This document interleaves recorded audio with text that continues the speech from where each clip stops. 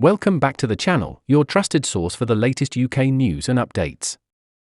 If you're new here, don't forget to hit that subscribe button and turn on notifications so you never miss important developments about benefits, finance, and government policy. Today, we're diving into a major update from the Department for Work and Pensions, DWP, that will impact millions of benefit claimants across the UK.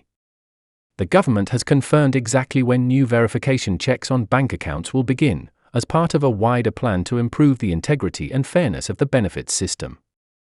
These new measures are being introduced to ensure that financial support is going to the right people and to help reduce mistakes and inconsistencies within the system. According to the latest government statement, these checks are scheduled to begin rolling out from April 2026. This change is part of a new piece of legislation called the Public Authorities, Fraud, Error and Recovery Bill, which aims to modernize the way public money is managed and to make sure benefit claims are verified with the most accurate information possible. The government believes these updates will help improve accountability and could save the public purse up to £1.5 billion over the next 5 years. While this may sound technical, the core of the change is simple. It's about improving how eligibility for benefits is confirmed, using updated tools and processes. One of the key areas of focus will be on 3 major benefit types: universal credit, pension credit, and employment and support allowance, ESA. These are some of the most widely claimed benefits in the UK, and the government wants to ensure that the payments made under these schemes are based on accurate and up-to-date information.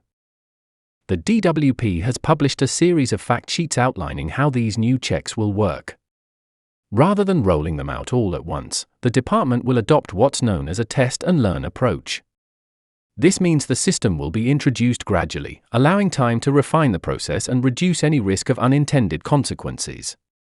By working closely with financial institutions and other government departments, the DWP plans to implement this in a controlled and transparent manner. A core feature of this new system will be eligibility verification. This allows public bodies to check specific pieces of financial information in order to confirm a person's entitlement to benefits. Importantly, the government has clarified that this is not about monitoring people's personal spending or invading privacy. According to the DWP, the process will not be used to make assumptions about individuals or to suggest that anyone is doing anything wrong. Instead, it's a tool for improving accuracy, reducing administrative errors, and ensuring the system works as intended. Despite these reassurances, several leading organizations have raised concerns about how these new powers might be used. Groups such as Disability Rights UK, Age UK, Privacy International, and Child Poverty Action Group have expressed worries that increased access to financial data, especially without suspicion of wrongdoing, might create stress and anxiety, particularly among vulnerable individuals. In a joint letter to the government, they warned that overly broad data collection could resemble past scandals, such as the Horizon case that impacted hundreds of innocent people. The letter highlighted that groups like pensioners, disabled individuals, and unpaid carers could be disproportionately affected if the new systems are not implemented carefully. Their message was clear: while improving benefit systems is important, it must be done with respect for privacy, fairness, and due process. These organizations are urging the government to ensure that protections are in place and that there is clear accountability for how personal data is accessed and used. In response to these concerns, the Department for Work and Pensions has issued a statement saying that the claims being made about the bill are incorrect. A spokesperson explained that the new powers will be exercised with clear oversight and responsibility. They confirmed that there will be strong safeguards, including new codes of practice, staff training, and independent review processes to make sure all data is handled properly and in line with legal standards. The DWP also confirmed that any alerts or signals of unusual activity will be reviewed thoroughly by trained staff, not by automated systems. The goal is to support accurate decision-making by supplementing existing tools with clearer financial information, not to replace human judgment or introduce unnecessary scrutiny. It's also worth noting that this move comes at a time when the UK is already in the process of overhauling many of its older benefit systems. Several legacy benefits are being gradually phased out, with claimants being moved onto universal credit by 2026. This includes the eventual end of income-based job seekers allowance, income-related ESA, and various types of tax credits. The shift is part of a long-term plan to simplify the welfare system, improve consistency, and reduce confusion among claimants. For many people, the move to universal credit has raised questions especially around how payments are calculated and how information is shared with the DWP. The introduction of these verification measures appears to be a continuation of that broader strategy. By moving everyone onto a single system and improving data sharing capabilities, the government says it can make the system more efficient, less prone to delays, and easier for both claimants and administrators to navigate. Supporters of the new verification system argue that better data sharing and more reliable checks can help speed up applications, reduce errors, and cut down on time spent correcting mistakes. They also believe that making systems more efficient will free up resources for helping those who need support the most.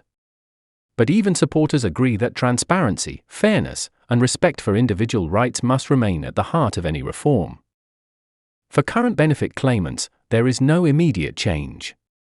The rollout of these measures will not begin until 2026, and even then, it will be introduced in phases. This gives both claimants and support organizations time to prepare. However, now is a good opportunity to review your benefit details, ensure all the information on file with the DWP is correct, and keep any financial records updated and organized. It's also a good time to stay informed. By understanding what changes are coming and how they might affect you or your family, you'll be better placed to adapt to any updates in the system. If you receive one of the 3 benefits mentioned, universal credit, pension credit, or ESA, make sure you follow official guidance and keep an eye out for correspondence from the DWP in the years ahead. Even though the full rollout is still some time away, it's essential to take early notice of these changes. Doing so ensures you're not caught off guard when the time comes. Staying proactive, checking in with official updates, and seeking advice when needed can make a real difference, especially as the government continues to modernize how it handles support services. Community support groups, local councils, and citizens' advice centers may also offer guidance as implementation gets closer. In summary, the Department for Work and Pensions is introducing new eligibility checks and financial verification processes starting in April 2026. The goal is to improve how benefits are managed, reduce errors, and ensure public funds are being used correctly. The focus will initially be on universal credit, pension credit, and employment and support allowance, with systems being introduced gradually to allow for proper oversight and adjustment. While some concerns have been raised by advocacy groups, the DWP has stressed that the new powers will be used proportionately, with strong safeguards in place to protect individuals' rights and privacy. We'll continue to monitor these developments closely and bring you updates as they happen. As always, we're committed to keeping you informed in a clear, unbiased, and helpful way. If you have any questions or thoughts on these changes, feel free to leave a comment below. We'd love to hear from you and share more information in future videos based on what matters most to our viewers. To stay updated on everything from benefit reforms to financial support schemes and government policies that affect you, make sure to subscribe to the channel and turn on notifications. Your support means a lot, and we'll be back soon with more reliable, easy to understand coverage of the topics that matter. Thanks for watching, and we'll see you in the next video.